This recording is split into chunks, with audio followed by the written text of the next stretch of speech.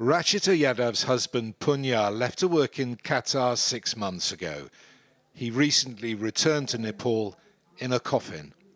He travelled to the Middle East to give his family at home a better life, but in June was killed when he was crushed by a mechanical digger. His family say while working on a construction site related to World Cup infrastructure. I have young kids. We are living in this ramshackle hut. We don't have money to feed ourselves. We were already helpless.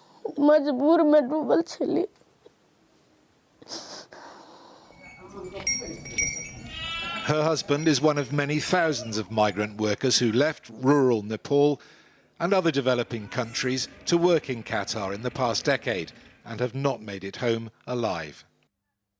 Anil Thakur's father was 37 when he died. He fell fixing a pipe. He originally went to Qatar as a carpenter. The family has received no compensation. No one from the company has called us after my father's death. We get calls from his co-workers and friends, but to date, no one from his employer has called us. 2,000 miles away from one of the poorest countries in the world, one of the richest. In Qatar, World Cup organisers speak proudly and often about how new labour laws have transformed the lives of the country's vast migrant workforce. But an investigation by human rights group Equidem reveals a very different reality, and a system, they told me, where contractors routinely cover up bad practices during official inspections. To be really clear here, we're talking about using the fire alarms on Lusail Stadium, where the final will be held, and getting workers to go to muster points. Workers have no idea what's going on, and then hiring them off onto buses before FIFA's inspectors come on. So going to those ridiculous lengths to hide the treatment. This is the Ahmad bin Ali Stadium, where England will play Wales. Workers here claim to Equidem investigators they were not paid agreed wages, were forced to work in extreme temperatures, had food withheld, were blocked from moving jobs and paid extortionate recruitment fees to get their roles in the first place.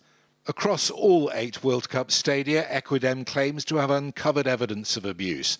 Among the allegations, serious health and safety risks, unpaid or late payment of wages, physical violence, discrimination based on nationality, and unhygienic worker accommodation.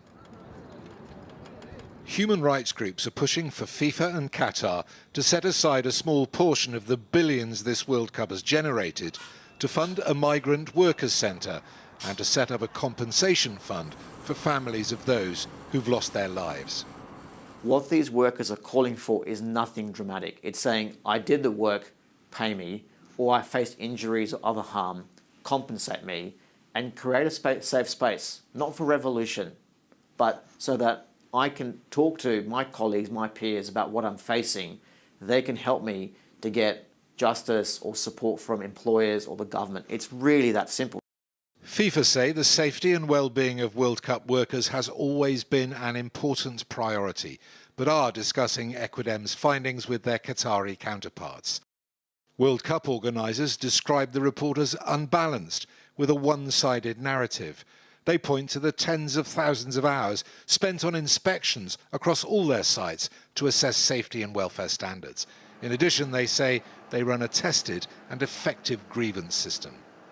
Those words are unlikely, though, to ease the pain in thousands of homes many miles away, where the heartache will linger long after the World Cup is over. Steve Scott, ITV News.